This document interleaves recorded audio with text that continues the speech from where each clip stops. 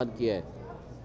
लेकिन बदकिस्मती से आज ये भी ऑब्जर्वेशन हुई है, इलेक्शन कमीशन अपना काम छोड़ के सिर्फ इमरान खान के पीछे जेल में जाकर के तौहीन इलेक्शन कमीशन की कार्रवाई कर रहे हैं।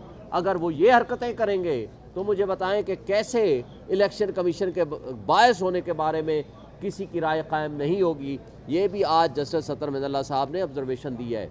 फिर इंट्रा पार्टी इलेक्शन के हवाले से भी जस्टिस सत्तर मिनल्ला साहब की ऑब्जर्वेशन आई है कि आपने सिर्फ एक पार्टी को तो नोटिस कर दिया, आपके पास 150 के करीब अगर बाकी जो पार्टियां हैं उनका भी इसी तरह पॉलिटिकल पार्टीज़ का इलेक्शन हुआ है, उनमें से तो आपने किसी को नहीं दिया। तो लिहाजा ये जो दोहरा मेयार है ये गलत है, गैर कानूनी है। हम आज ये मुतालबा करते हैं इलेक्शन कमीशन से, उन रिटर्निंग अफसर से कि जो रिटर्निंग अफसर और अमला इस कार्रवाई में मुलव्वस रहा है, इलेक्शन कमीशन के पास अख्तियार है कि उनके खिलाफ डिसिप्लिन एक्शन करे और उनके खिलाफ मुकदमात दर्ज कराए और उनको जेलों में बंद करे।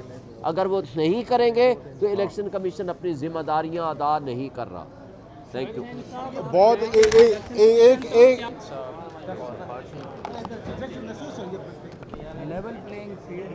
मुझे बताएंगे तो मैं शुरू करूंगा। बिस्मिल्लाहिर्रहमानिर्रहीम।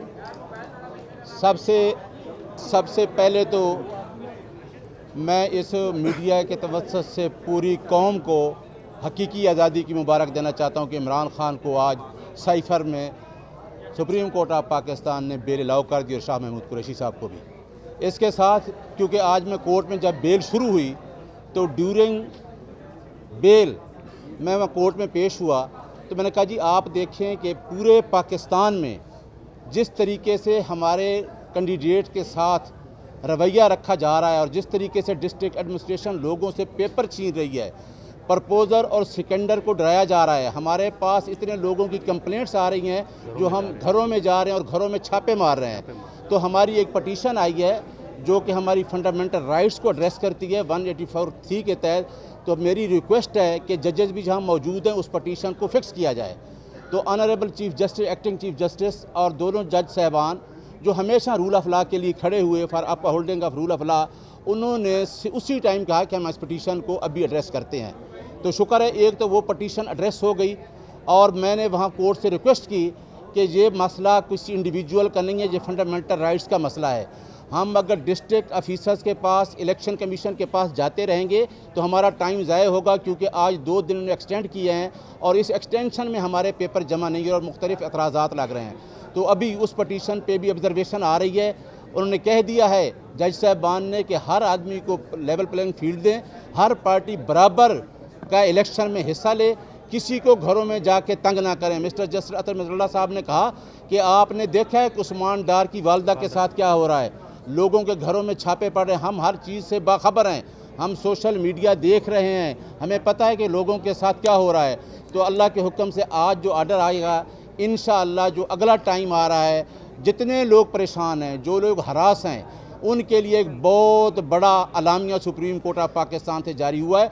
और मैंने सुप्रीम कोर्ट ऑफ पाकिस्तान से ये रिक्वेस्ट की कि अगर हम कहीं डिस्ट्रिक्ट कलेक्टर या किसी डिस्ट्रिक्ट इलेक्शन ऑफिसर या ईसीपी में जाएंगे तो हमें कोई उम्मीद नहीं है। अगर हमें उम्मीद की किरण नज़र आती है तो वो सुप्रीम कोर्ट ऑफ पाकिस्तान है, क्योंकि सुप्रीम कोर्ट ऑफ पाकिस्तान से ही ऐसा ऑर्डर जाएगा तो हम अपने बुनियादी हकूक़ का तहफ़्फ़ुज़ रखेंगे। दूसरी बात, बेल पे आज बेल को आर्गू करने के लिए जज साहबान ने ये देखा है कि इस्लामाबाद हाई कोर्ट ने क्या ऑर्डर लिखा है, उन्होंने तो पूरा ट्रायल ही कर दिया है। सिर्फ और सिर्फ उसमें इतना क्वेश्चन था। मैं मिस्टर जस्टिस मंसूर अली शाह साहब को सलाम पेश करना चाहता हूं, जिन्होंने कहा कि अगर कोई अंदर की सीक्रेट इन्फॉर्मेशन होती तो फिर तो मुल्क के लिए ख़तरनाक होता कि हमको इस तरह की, अगर इस तरह की इन्फॉर्मेशन है तो उससे एक्यूज ने क्या बेनिफिट लिया है। तो इस पे प्रोसिक्यूशन कोई जवाब नहीं दे सकी। और साइफर पे पूछा कि साइफर तो प्राइम मिनिस्टर के पास डिकोडेड गया है, उसके ऊपर तो डी साइफर है, उसके ऊपर तो कोई कोड ही नहीं है।